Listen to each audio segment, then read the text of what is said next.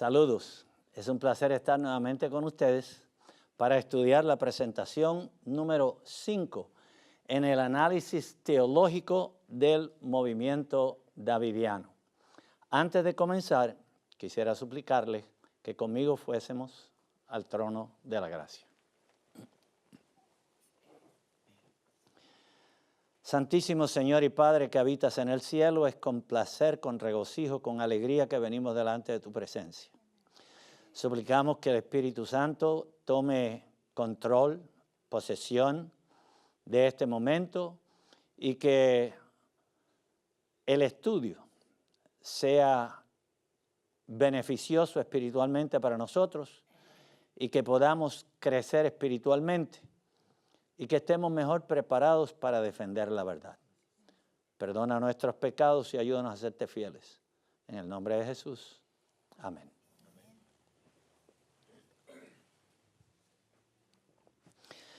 La quinta presentación se titula ¿Quién es el Rey en el reino de gloria de Víctor Haroff? Y ustedes habrán notado que yo he dado bastante énfasis y ha habido, creo que son 2 presentaciones pasadas que han estado tratando sobre el reino tal como lo promueve Victor Houteff en su literatura. Y la razón por la cual yo he hecho esto es porque yo quiero asegurarme de que miramos a las presentaciones, las doctrinas de los davidianos de diferentes ángulos, porque ellos no siempre vienen a la iglesia con las mismas ideas. Ellos dependen de la preparación del individuo, generalmente ellos tienen más éxito con las personas nuevas en la iglesia. Y a ellos les encanta ir a la iglesia y preguntar a los hermanos quién ha estado aquí, cuánto tiempo llevas en la iglesia y demás, porque mientras menos saben los hermanos sobre la verdad, más fácil se le hace a ellos para poder convencerlos. El otro tipo de personas que a ellos les encanta acercarse a ellos cuando se sientan en la clase de escuela sabática y ven un hermano que hace muchas preguntas o contribuciones o cita mucho el espíritu de profecía, inmediatamente ellos se acercan y le dicen, nosotros queremos estudiar contigo en relación al espíritu de profecía, a la Biblia, nosotros queremos ayudarte a conocer más. Y de esta manera pues hacen amistad con la gente y de allí en adelante se les hace fácil poder llegar a ellos. ¿Quién es el rey en el reino de gloria de Victor Houteff? Y noten ustedes que yo menciono el reino de gloria no de Dios, sino el reino de gloria tal como lo describe Victor Houteff. ¿Quién reina? ¿Quién será el rey? ¿Quién se sienta en el trono? Una de las modalidades que utilizó Victor Houteff fue esta parábola de Lucas 19, capítulo 12 y el versículo 27. Y él malinterpretó completamente, la interpretó según su estimación personal, interpretó esta parábola para que se ajustara a su agenda. Él quería que dijera lo que él quería que diga la parábola, no lo que la parábola dice. Y yo quiero decirles cuál era el contexto de lo que estaba pasando en esta ocasión. El Señor Jesús se está dirigiendo hacia Jerusalén y Él está diciendo a los discípulos que muy pronto lo que Él había profetizado va a tomar lugar. Y eso lo podemos ver en el capítulo 18 de Lucas, el versículo 31, donde dice, y Jesús tomando a los 12 les dijo, he aquí subimos a Jerusalén y serán cumplidas todas las cosas que fueron escritas por los profetas del Hijo del Hombre. Ellos miraban a Jesús como un posible líder, rey terrenal, porque ellos querían que el Mesías viniera a liberarlos del yugo de los romanos. Ellos no quieren seguir sujetos a este imperio. pero ellos querían ser entonces los líderes del mundo. Ellos querían que el Mesías los dirigiera a que fuesen ellos los que controlaban las naciones del mundo y tenían una agenda más secular que ninguna otra cosa. ¿Por qué? Porque habían malinterpretado también las Sagradas Escrituras y por eso se estaban adhiriendo a la idea de un reino completamente opuesto a lo que estaba en la mente de Jesús, en la mente de Dios. De allí que en el capítulo 19, en la parábola de las minas, comienza allí el versículo 11 diciendo lo siguiente: y oyendo ellos estas cosas, prosiguió Jesús y dijo una parábola. ¿Por qué? Por cuanto estaba cerca de Jerusalén y porque pensaban. Recuerden, Jesús sabía cómo pensaban los discípulos. Dice, porque pensaban que luego había de ser manifestado el reino de Dios. En otras palabras, una vez que lleguemos a Jerusalén y se cumpla lo que ha dicho Jesús durante estos 3 años y medio, entonces el reino va a ser establecido. Porque eso era lo que tenían ellos en mente. Vean ustedes que aún en el libro de los Hechos, en el mismo capítulo 1 del libro de los Hechos, en los primeros versículos, el versículo 6 del capítulo 1 dice, entonces los que se habían juntado le preguntaron diciendo, Señor, ¿restituirás el reino a Israel en este tiempo? Solamente habían pasado 40 días de la resurrección de Jesús y ya ellos le están preguntando, si no lo estableciste antes de la crucifixión, ¿lo vas a establecer ahora? Y la respuesta del Señor Jesús fue enfática y les dijo, no toca a vosotros saber los tiempos o las sazones que el Padre puso en su sola potestad. En otras palabras, hay un trabajo, hay una obra que hacer antes que el reino sea establecido. ¿Por qué? En el libro de Daniel, el capítulo 7 del libro de Daniel, encontramos lo siguiente. Capítulo 7 del libro de Daniel, el Señor Jesús dice lo siguiente. En el versículo 26 dicen, pero se sentará el juez y quitaránle su señorío para que sea destruido y arruinado hasta el extremo. Y que el reino y el señorío y la majestad de los reinos debajo de todo el cielo sea dado al pueblo de los santos del Altísimo, cuyo reino es reino eterno y todos los señoríos le servirán y obedecerán.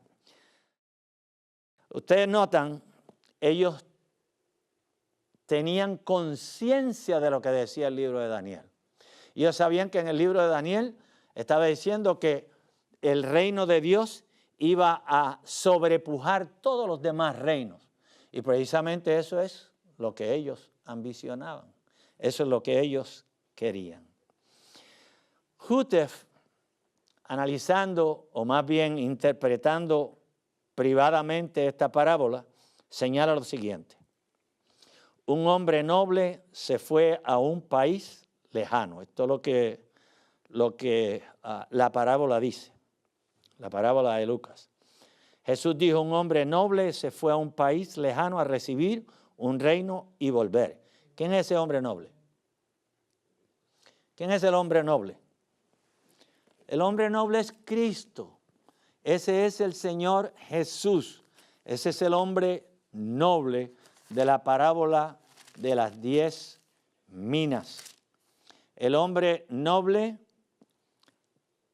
se fue a un país lejano a recibir un reino y volver. ¿Cuál es ese país lejano? Ese país lejano es el cielo. Una vez que el Señor resucitó, ¿a dónde se dirigió? Se fue al cielo, a recibir un reino y volver. Y llamando a 10 siervos suyos, le dio ¿cuántas minas? 10 minas. O sea que cada uno de ellos tenía una mina. Y les dijo, negociad hasta que yo vuelva. Pero sus compatriotas, los demás ciudadanos, lo aborrecían. ¿Aborrecían a quién? A Cristo, al hombre noble. En otras palabras, tenemos allí los siervos. ¿Y a quién representan esos siervos suyos? Los siervos representan la iglesia cristiana a través de todas las edades. Son los que van a llevar el evangelio al mundo entero. Pero los compatriotas lo aborrecían. ¿Quiénes son esos que aborrecían al Señor Jesús? Él los tenía allí al frente. Los fariseos, los judíos, aborrecían a Jesús y enviaron tras él una embajada diciendo: no queremos que éste, o sea, el hombre noble, reine sobre nosotros. Si ustedes recuerdan, en Juan, creo que es Juan 19, en Juan 19, cuando Pilato le dice a los judíos que estaban acusando a Jesús y le dicen: he aquí vuestro rey, este es el rey de los judíos. ¿Y qué respondieron ellos? Contestaron: nosotros no tenemos rey sino a quién, sino a César. O sea que ellos eran enemigos declarados del Señor Jesús. Y el Señor Jesús lo sabía y por eso los está señalando directamente con la esperanza de que ellos abran sus mentes a la realidad del evangelio, que confiesen su pecado y que acepten a Jesús como el verdadero Mesías que Él es. Lucas 19:15 dice: sin embargo, fue nombrado rey y cuando volvió a su país, mandó llamar a los siervos a quienes había dado el dinero para saber lo que había negociado cada uno. O sea que Jesús fue al cielo, fue coronado rey de reyes, señor de señores, y luego regresa. ¿Cuándo regresa? Por segunda vez, segunda venida. Versículo 16, vino el primero y le dijo: Señor, tu mina ha ganado 10 minas. Una mina la multiplicó. Señor respondió: está bien, buen siervo, por cuanto en lo poco fuiste fiel, tendrás autoridad sobre 10 minas. Señor respondió, en Lucas 19:18, vino otro y dijo: Señor, tu mina produjo 5 minas. A este le dijo: tú tendrás autoridad sobre 5 ciudades. Vino otro y le dijo: Señor, aquí está tu mina que guardé en un pañuelo, porque tuve miedo de ti, que eres hombre severo, que tomas lo que no pusiste y ciegas lo que no sembraste. ¿Quién es el Señor que juzga? El juicio le pertenece a Dios. Vean lo que sucede, cuál es el resultado. Entonces el Señor le dijo: mal siervo, de tu boca te juzgo. Sabías que soy severo, que tomo lo que no puse y ciego lo que no sembré. ¿Por qué no diste mi dinero al banco para que al volver yo lo recibiera con los intereses? Y dijo a los que estaban presentes: quitarle la mina, darle al que tiene 10 minas. Y ellos le dijeron: Señor, ya tiene las 10 minas. Pues os digo que al que tenga se le dará más, y al que no tenga, aún lo que tiene le será quitado. Y a mis enemigos, y este es el versículo que yo quiero que ustedes pongan atención. Y a mis enemigos, ¿quiénes eran sus enemigos? Los judíos, los fariseos. A mis enemigos que no querían que yo, ¿quién es ese yo? El hombre noble. Reinase sobre ellos, traerlos acá y degollarlos ante mí. El hombre noble en la parábola es ¿quién? Cristo. Sus siervos son los cristianos de todas las épocas. Sus enemigos, los judíos, que lo rechazaron. Ahora, Jutef se dio a la tarea de interpretar también esa parábola. Y vean cómo él la usa para promover sus ideas, no las ideas que Jesús está tratando de promover. Jesús no estaba hablando de la proximidad del reino.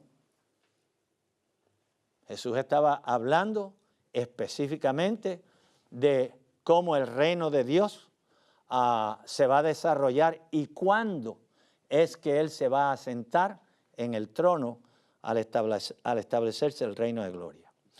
Jutef dice, Tratado 8, página 71, El hombre noble en esta parábola es Cristo mismo, quien después de su resurrección ascendió al cielo de cielos, el país lejano, para ser coronado Rey de Reyes y Señor de Señores. Hasta ahí estamos bien, no hay problema ninguno. Sus 10 sirvientes, noten ahora, quienes debían estar ocupados hasta su regreso, representan manifiestamente el ministerio al cierre de la dispensación evangélica. ¿Qué problema tenía Hutef con los ministros adventistas? Pues el problema que tenía es que los ministros adventistas no le permitían presentar sus ideas equivocadas, en error, en la iglesia. El problema que tenía es que los ministros adventistas no se iban a someter a una persona, a un individuo que está interpretando la Biblia conforme a su agenda personal, tratando de movilizar las ideas que él tenía, porque él ambicionaba poder, él ambicionaba controlar la iglesia. Él quería ser el más grande de ellos. ¿Recuerdan cuál era el problema de los discípulos?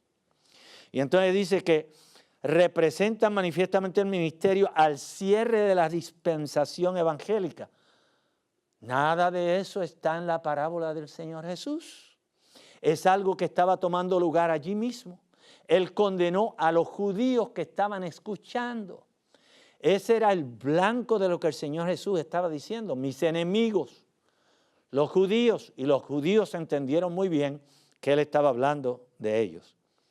Y los ciudadanos, por consiguiente, representan a los laicos. Eso dice Hutef. Los súbditos de su reino. Juntos entonces sus siervos y sus súbditos componen su reino, iglesia completo. Hutef enseñaba que Cristo reina a través de Hutef. Vean lo que dice. Él continúa evaluando la parábola.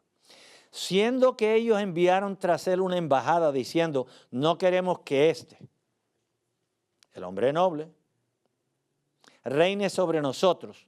La única conclusión admisible es que un corto tiempo antes de su regreso, Cristo informará a sus ciudadanos, o sea, los miembros de la iglesia, que Él está tomando las riendas en sus manos para establecer su reino y que ellos al escuchar el anuncio se negarán a someterse a la persona a través de la cual Él ha de gobernar. ¿Quién creen ustedes que Hutef tenía en mente para gobernar en ese reino de gloria del Señor Jesús? Pues ninguno otro que Hutef. Según él, el Señor Jesús lo había elegido a Hutef para que él lo representara delante de las naciones mientras Jesús permanecía invisible. Hutef dice, observe que en el mensaje que ellos enviaron tras él, sus siervos no dijeron, no queremos que tú reines sobre nosotros, sino más bien no queremos que reine sobre nosotros. Lo que ellos objetaron fue que Cristo reinara a través de otra persona. Ustedes ven cómo él está introduciendo su idea personal, completamente ajena a lo que el Señor Jesús estaba hablando. Claramente entonces, antes de que él sea coronado y antes de su regreso para ajustar cuentas con sus sirvientes, él escoge a un hombre para reinar sobre ellos en su lugar. ¿Está claro cuál era la agenda de Hutef? Claro que está claro. Después de lo cual le dicen, por su actitud y postura hacia su mensaje, no queremos que este hombre reine sobre nosotros, aunque este hombre, tal como vemos al presente, es el David antitípico, el simple medio, el rey visible.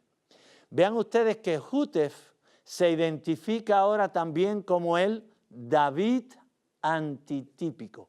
O sea que el rey David de antaño era tipo no de Jesús, sino de ¿quién? Sino de Hutef.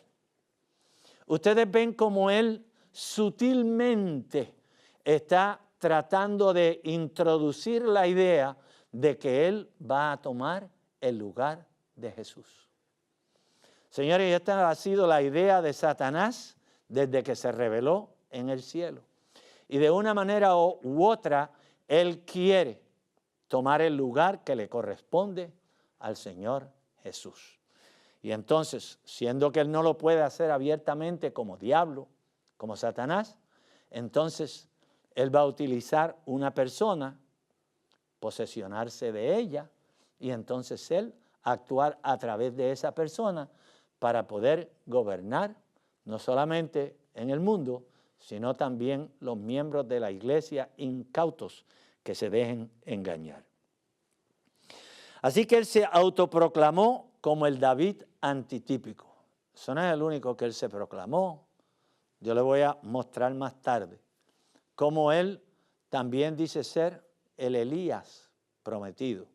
Ustedes leen Malaquías, el último libro del Viejo Testamento, Malaquías, capítulo 4, versículos 5 y 6. Allí hay un Elías prometido y usted dice, yo soy ese Elías que Dios prometió. Yo vengo a restaurar todas las cosas. Yo voy a restaurar esta tierra que se parezca al huerto del Edén. Jútef, el hombre con complejo de grandeza. Jútef se autoproclamó como el David moderno, el Elías moderno, el Jezreel moderno, el profeta maestro, el único capaz de interpretar las escrituras correctamente. Señores, ¿eso es ambicioso, sí o no? Arrogante el hombre, el único que puede interpretar las escrituras, al punto que él interpreta las escrituras aún diferente de lo que el mismo Jesús interpretó las escrituras, porque la Biblia se interpreta a sí misma, ¿sí o no? Línea sobre línea, renglón sobre renglón, aquí un poquito, allí un poquito. El Señor no nos dejó desnudos en relación a la capacidad para interpretar las Sagradas Escrituras, porque a través del Espíritu Santo nos ayuda a interpretarla, además de que si nosotros comparamos Escritura con Escritura, nosotros vamos a encontrar, sin lugar a dudas, la interpretación que el Señor tenía en mente. Indudablemente él se identificó como el Rey visible a sentarse en el trono de Cristo, de Dios. Ustedes saben que hubo alguien más que quería hacer eso, el diablo. Pero por supuesto, Jútef era un individuo bien interesante. Parece que este hombre, su memoria no era demasiado buena, o no llevaba un conteo claro de lo que él decía y de lo que él escribía. Y por eso, pues unos años después de escribir una cosa, pues se le olvidaba lo que había predicado, lo que había enseñado, lo que había escrito. Y el hombre decía una cosa completamente diferente. En un lugar dice que él se va a sentar en el trono de Jesús y él va a ser el Rey visible y Jesús el Rey invisible. Pero en el código simbólico, la página 652, cuando Cristo estuvo en la tierra, citando a Jútef, no tuvo nada que ver con Sión, pero en su reino, el cual ha de establecer muy pronto, él va a ser la preciosa piedra angular, la fundación, y se sentará en el trono de David en Sión. Señores, ni cuando él cree que tiene las cosas derechas, que tiene las cosas correctas, ni entonces le salen bien. Porque ahora él dice que Jesús se va a sentar en un trono, pero no se va a sentar en el trono de Dios, sino que se va a sentar en el trono de ¿quién? En el trono de David. Y recuerden que él creía que él era el David antitípico. En otras palabras, Jútef se va a sentar en el trono de Dios visiblemente y a Jesús lo va a depositar en el trono de ¿quién? En el trono de David, según la carne.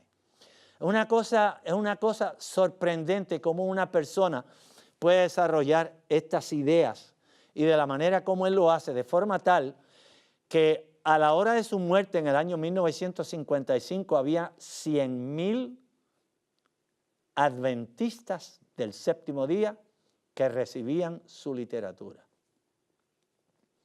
Eso era casi una quinta parte de los adventistas que había en ese tiempo. más de 100,000 personas que estaban recibiendo su literatura. 10,000 de ellas eran davidianos, lo seguían donde él fuera, lo que él dijera. 10,000 adventistas que habían abandonado el adventismo y se habían declarado davidianos y estaban devolviendo no ahora un diezmo, sino doble diezmo, más el 5% de todas sus entradas al movimiento davidiano. Este hombre nunca construyó una iglesia. Vean ustedes. Nunca construyó una iglesia para los davidianos. Le aconsejó a los seguidores suyos de que ellos se mantuvieran en la iglesia adventista del séptimo día. Así que él no tenía que pagar ninguna de las cuentas. No tiene que pagar por el agua, no tiene que pagar por la electricidad, no tiene que pagar por los gastos. No en balde él acumuló suficiente dinero que en el año 1950 le compró una flota de Chevrolets. No estoy haciendo un anuncio, pero eso es lo que compró. Vehículos para todos los ministros davidianos para que ellos se fueran en la hora de la caza a cazar adventistas del séptimo día y traerlos a la organización davidiana. Pero claro, si él no tenía gasto ninguno, todo lo que tenía que gastar era en una prensa para publicar sus escritos y eso es todo. Lo demás, ustedes van a la iglesia adventista a distribuir este material y que me envíen no un diezmo, que me envíen doble diezmo. Lo que me sorprende es que hay hermanos adventistas, señores, que les está duro devolver, porque no es pagar, devolver el diezmo a la iglesia, que es el lugar donde deben hacerlo para que el ministerio del Señor pueda seguir adelante. Y les duele devolver un diezmo. Sin embargo, cuando se unen a una organización que está en completa herejía, no les pesa, no tienen problema, le devuelven doble diezmo. Y el 5% de sus entradas también se lo dan. No le piden a ese hombre cuentas en qué está gastando el dinero. Dicho sea de paso, un adventista le envió una nota a Víctor Houteff y le pregunta, óigame, ¿qué está haciendo usted con los diezmos? Porque le mandan diezmos a esta gente y usted no construye iglesias para ellos. Ellos no se benefician en nada y usted está, ¿qué hace usted con esos diezmos? Y él le contesta, eso no es problema suyo. Los que devuelven diezmos no deben preocuparse por lo que los que los recibimos hacemos con ellos. Si yo quiero construir, yo construyo. Si quiero ayudar a los pobres, ayudo a los pobres. Cómo yo los gaste, ese no es problema de ninguno de los que devuelven diezmos. Así cualquiera.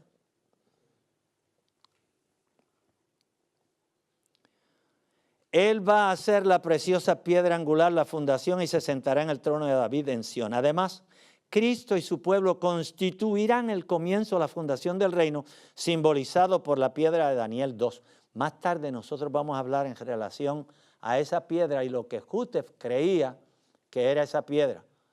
Él no creía que esa piedra representaba a Jesús. Cristo se sienta en el trono de David.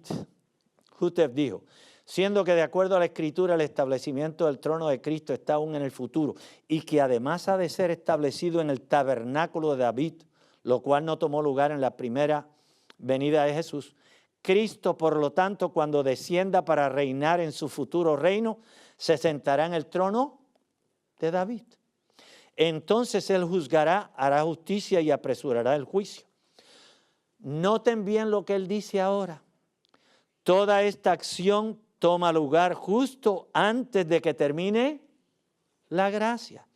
Tiempo en que todavía él puede apresurar la justicia. De acuerdo a Houteff, él desciende antes de que termine la gracia y se va a sentar en el trono de David. ¿En qué lugar?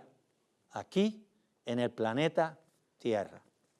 Señores, tenía que ser sumamente negligente, descuidada una persona que se denominaba a sí mismo adventista del séptimo día para negar lo que dice 1 de Tesalonicenses, el capítulo 4. Vean lo que dice allí, comenzando con el versículo 13, dice: tampoco, hermanos, queremos que ignoréis acerca de los que duermen, que no os entristezcáis como los otros que no tienen esperanza. Porque si creemos que Jesús murió y resucitó, así también traerá Dios con él a los que durmieron en Jesús. Por lo cual os decimos esto en palabra del Señor, que nosotros que vivimos, que habremos quedado hasta la venida del Señor, no seremos delanteros a los que durmieron. Porque el mismo Señor, con aclamación, con voz de arcángel y con trompeta de Dios, descenderá del cielo, y los muertos en Cristo resucitarán primero. Luego nosotros, los que vivimos, los que quedamos juntamente con ellos, seremos arrebatados en las nubes a recibir al Señor, que está sentado en el trono de David aquí en la tierra. No, Señor. Allí lo dice con toda claridad. ¿Dónde van a recibir al Señor Jesús? En el aire. ¿Por qué?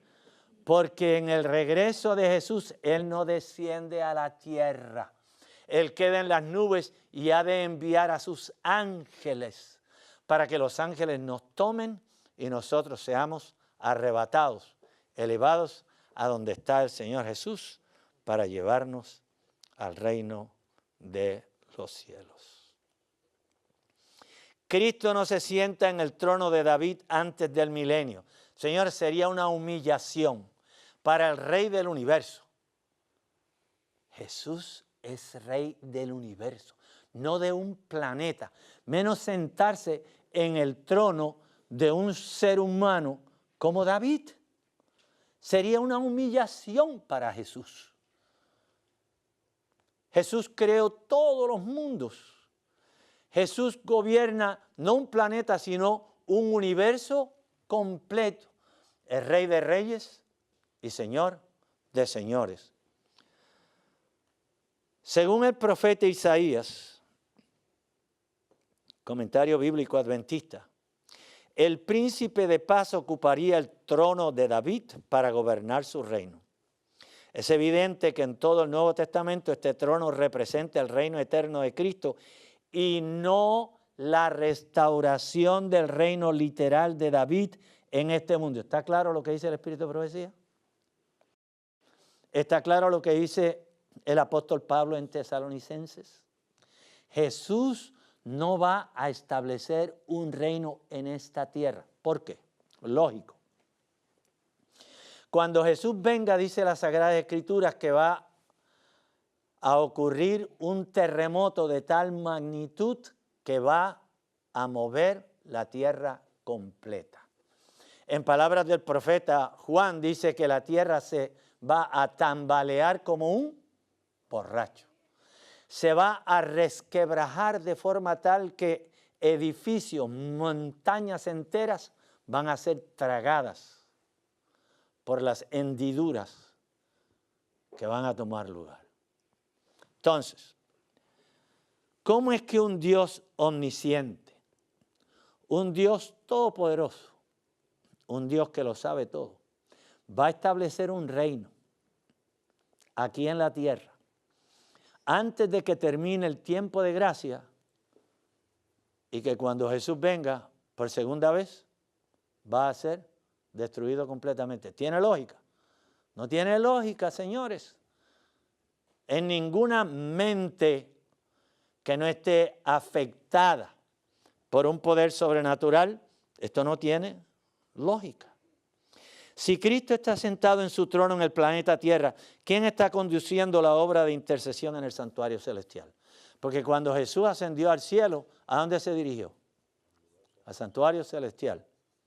A ministrar primeramente en el lugar santo, y en el 1844, el 22 de octubre, pasó del lugar santo ¿a dónde? Al lugar santísimo. ¿Con qué propósito? El día de la expiación. ¿Es el día de juzgar a los vivos? y a los muertos. Y Jesús va a permanecer en el lugar santísimo del santuario celestial, ¿hasta cuándo? Hasta el fin del tiempo de gracia. Una vez que se cierra el tiempo de gracia, ¿qué pasa con el incensario? El incensario es lanzado por tierra, lo cual implica que la función del santuario celestial ha concluido. Jesús se levanta, y Daniel 12 es claro. En aquel tiempo se levantará Miguel. Jesús se levanta, ¿ok? Se quita sus ropas sumos sacerdotales y entonces se pone las ropas de venganza. Entonces Él viene a ser el Rey de Reyes y el Señor de Señores. El tiempo de arrepentimiento de los seres humanos ¿es cuándo? Es ahora. Señores, y el tiempo se está cerrando rápidamente. La mayor parte del pueblo adventista permanece en un estado de somnolencia que es terrible, hermanos. Terrible. Precisamente por eso es que estas personas vienen con estas ideas que parecen fuera de este mundo. Y como no están preparados, como no estudian, como no están trabajando conforme a lo que deberían conocer, se le hace fácil a esta gente para venir y engañarlos. En mi país utilizan una palabra, yo no sé si la conocen, engatusarlos. Meterle gato por liebre. Y caen ¿por qué? Porque no siguieron el consejo del Señor Jesús. Orad sin cesar. Estén alertas en todo tiempo. Cristo está sentado en el santuario celestial al presente tiempo. Pero el tiempo es muy, muy corto. Lo que vas a hacer, hazlo presto. No te confíes en que tú tienes garantizado el día de mañana. Nadie tiene garantizado el día de mañana. Nadie lo tiene. Pero el Señor Jesús tiene establecido un día y una hora, ¿sí o no? Claro, ¿acaso el Señor Jesús no dijo, pero el día y la hora nadie lo sabe sino quién? Así que el Padre sabe el día y la hora. Si el Padre sabe el día y la hora, eso quiere decir que hay un día y hay una hora ya establecidas. Y después de ese día y esa hora, el tiempo no será más. El Señor se levantará y dirá, hecho es. Y una vez que esas palabras sean pronunciadas, se termina el tiempo de la gracia. ¿Hasta cuándo vas a esperar tú? ¿Vas a seguir en ese estado de somnolencia en lugar de prepararte de estudiar la palabra de Dios, estudiar el espíritu de profecía para que no seas engañado? No son solamente los davidianos. Señores, son muchos los ministerios independientes, disidentes que no están bajo la sombrilla, no están afiliados a la asociación general, a ninguna asociación adventista. Sin embargo, se introducen como adventistas del séptimo día.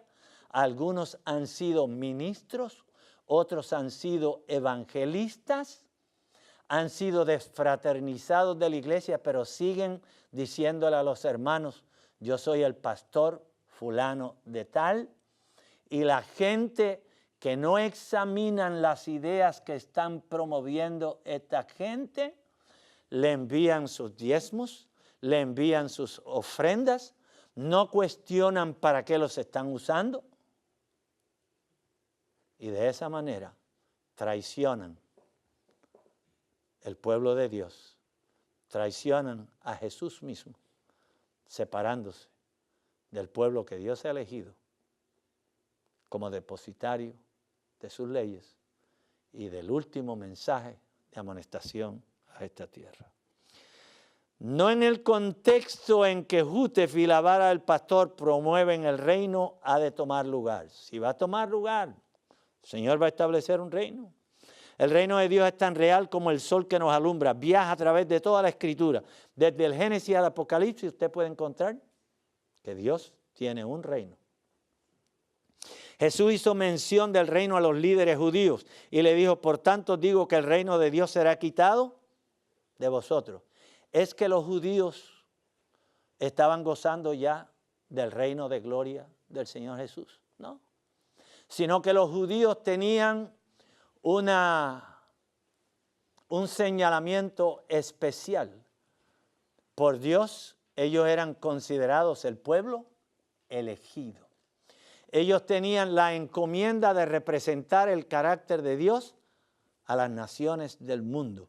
Se suponía que ellos fueran cabeza y no cola. Pero todo el tiempo se encontraron imitando a ¿quiénes? Violando el 10º mandamiento. ¿Qué dice el 10º mandamiento? No codiciarás. Pero ellos le dicen al mismo Señor, le dicen, es que nosotros queremos tener un rey como las demás naciones. ¿Cómo será con nosotros hoy día? ¿Será que estamos codiciando las costumbres del mundo? ¿Será que nosotros nos sentimos más cómodos cuando hablamos como el mundo, cuando vestimos como el mundo, cuando nos alimentamos como el mundo? ¿Será que a nosotros nos place más ser ciudadanos de este mundo que ser ciudadanos del cielo? Cuando yo acepté a Jesús y acepté su iglesia aquí en la tierra, la iglesia adventista del séptimo día, yo pasé a ser ciudadano del cielo. Puertorriqueño con nacionalidad americana para que me permitan tener el pasaporte que me permite ir de un lugar a otro. Pero mi ciudadanía es del cielo.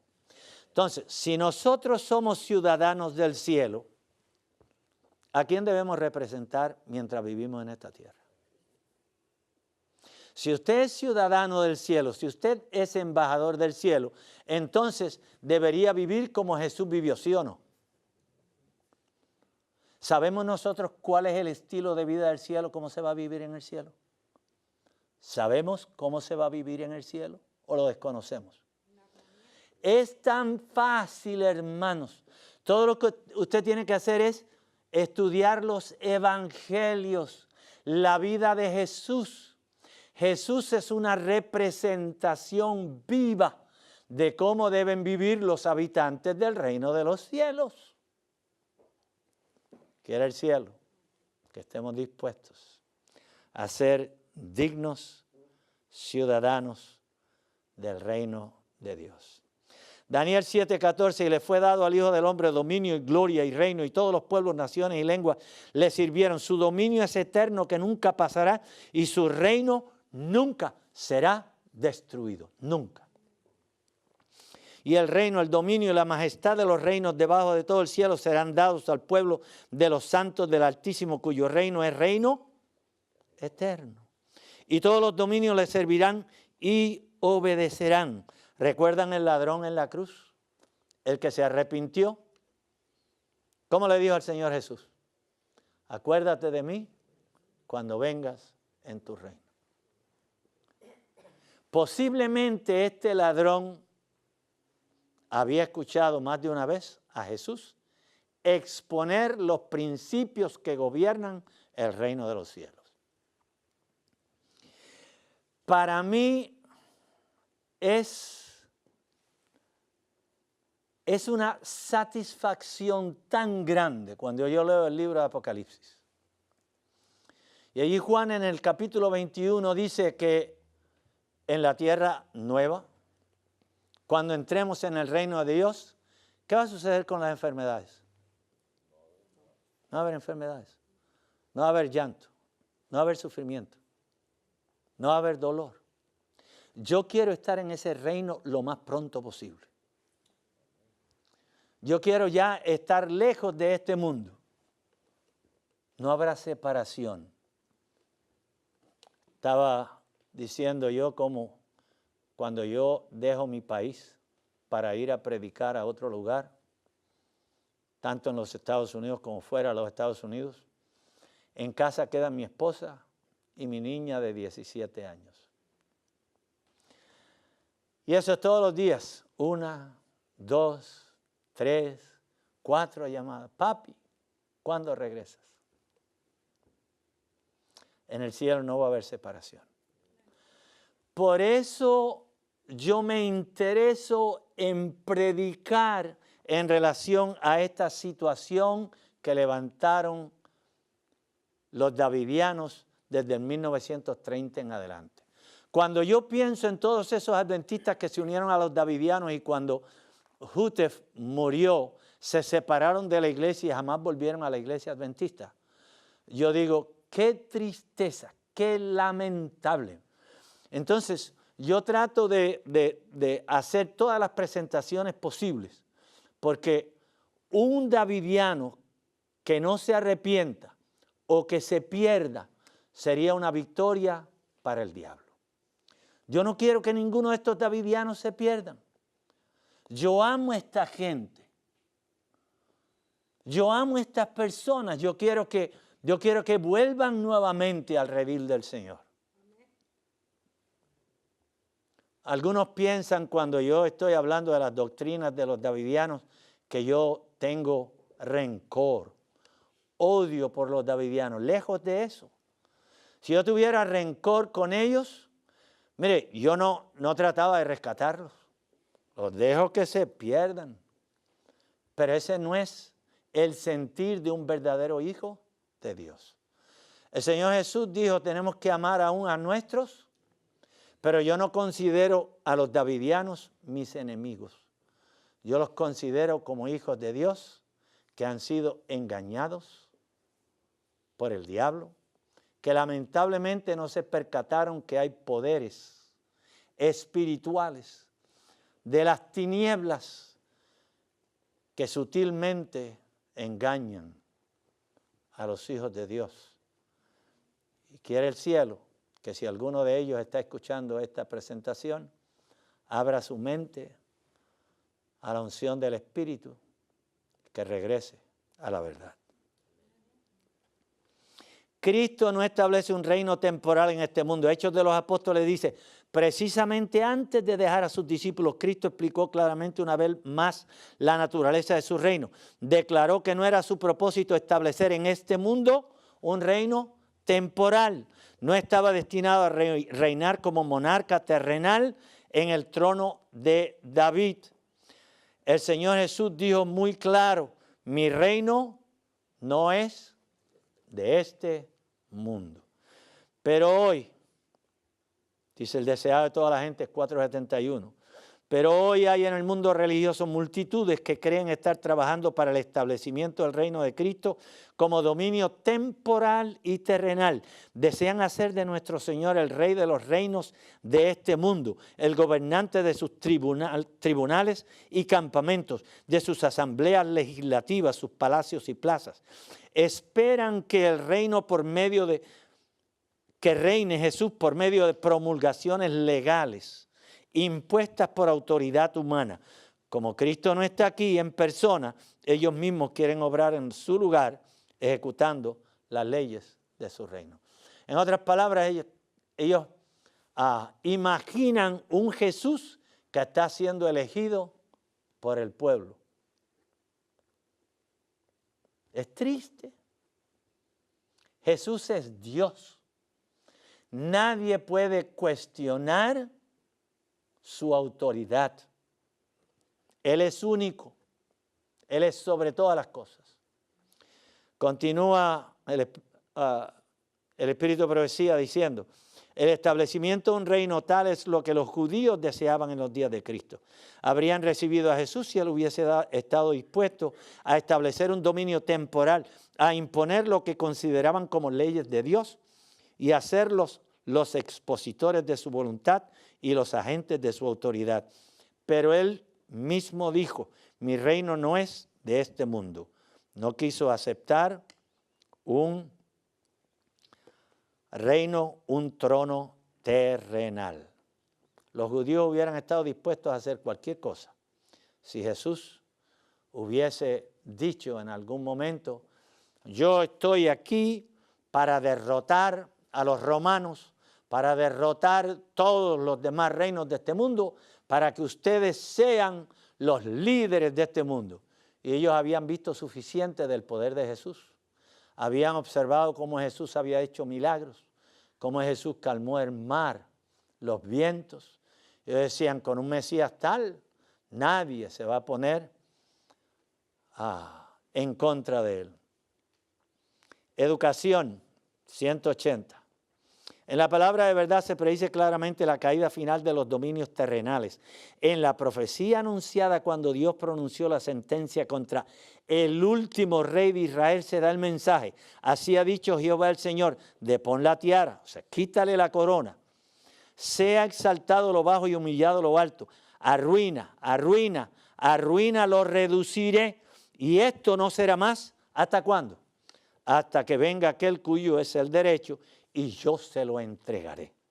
La corona que se le quitó a Israel pasó sucesivamente a los reinos de Babilonia, luego a los medos y persas, luego a Grecia y luego finalmente a Roma. Y Dios dice, esto no será más hasta que venga aquel cuyo es el derecho y entonces yo le entregaré la corona a él. Cuando el Hijo del Hombre venga en su gloria, Conflicto de los Siglos, página 396, y todos los santos ángeles con él, entonces se sentará sobre el trono de su gloria y serán reunidos delante de él todas las gentes. Este reino está aún por venir. No quedará establecido sino cuando, en el segundo advenimiento de Cristo. ¿Qué pasó con Víctor Hútef? Le juraba a la gente que él era adventista del séptimo día. Él era maestro de escuela sabática, superintendente de la clase de escuela sabática. Sentía un orgullo tremendo en decir, yo tengo toda la luz que se necesita para llegar al reino de Dios. La señora White no tenía toda la luz. A ella no se le dio luz en relación al reino de Cristo. Yo soy el último profeta, el que viene a terminar la obra que Elena White comenzó. Señores, por lo que yo leo de la señora White, el único que sabía interpretar correctamente lo que decía la Biblia era la señora White. Y Víctor Hútef no tenía sentido ninguno, sentido espiritual, eso es, de lo que dicen las Sagradas Escrituras. Un hombre que decía que su mensaje era o todo verdad o nada de verdad. Que su mensaje era irrefutable. Que él estaba en perfecta armonía con el espíritu de profecía de la Biblia. Lejos de ello, nosotros hemos visto y seguiremos viendo durante las próximas presentaciones que eso no era así. Un reino de paz para protegernos de las plagas. No necesitamos eso y nosotros vimos que el Señor dice diferente. El Señor va a proteger a sus hijos. Elena G. de White dice, entonces vi que Jesús se despojaba de sus vestiduras sacerdotales y se revestía de sus más regias galas. Llevaba en la cabeza muchas coronas, una corona dentro de otra. Rodeado de la hueste angélica dejó el cielo. Las plagas estaban cayendo, ¿dónde? Sobre todos los moradores de la tierra. Ellen White no vio a los justos en el reino, en un lugar específico. No, señor. Estaban distribuidos en los montes, en las cuevas. Muchos de los impíos se enfurecieron grandemente al sufrir los efectos de las plagas. Ofrecían un espectáculo de terrible agonía. Es cierto que las plagas no son universales. En otras palabras, cada una de las plagas va a ser independiente de la otra. Y van a estar en lugares diferentes. Porque si una de las plagas, una sola, se derramara sobre un lugar, sobre todo el planeta, no quedaría nadie vivo.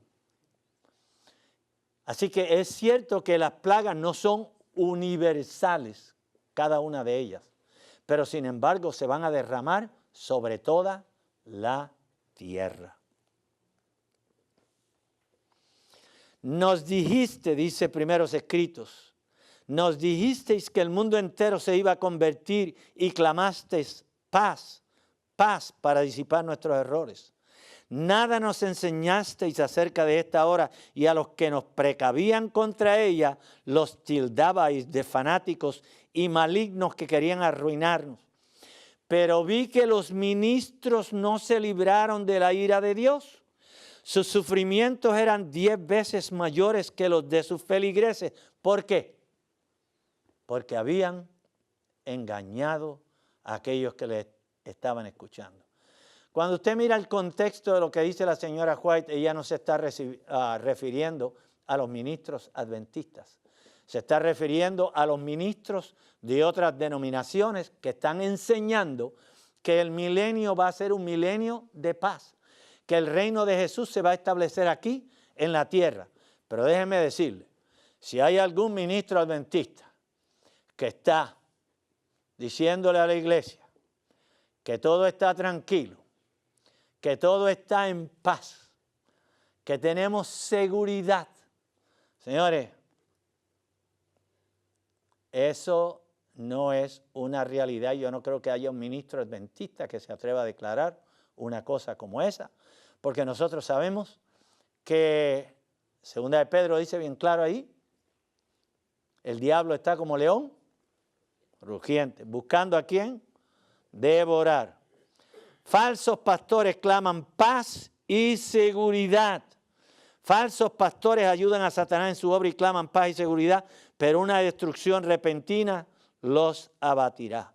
Me fue mostrado que la voluntad de Dios es que antes que venga el tiempo de angustia, los santos se libren de cuanto los estorbe y hagan pacto con Dios por medio de sacrificio. Desháganse de todo lo que va a impedirles escapar por sus vidas. Quiere el cielo ayudarnos día tras día, que nosotros podamos un día estar en el verdadero, el genuino, el legítimo reino de Dios. Oramos. Señor y Padre, gracias porque eres bueno y misericordioso. Gracias porque nos adviertes. Gracias porque no nos dejas abandonados. Gracias por abrir nuestros ojos a la realidad. Dirígenos a tu reino en el nombre de Jesús. Amén. Amén.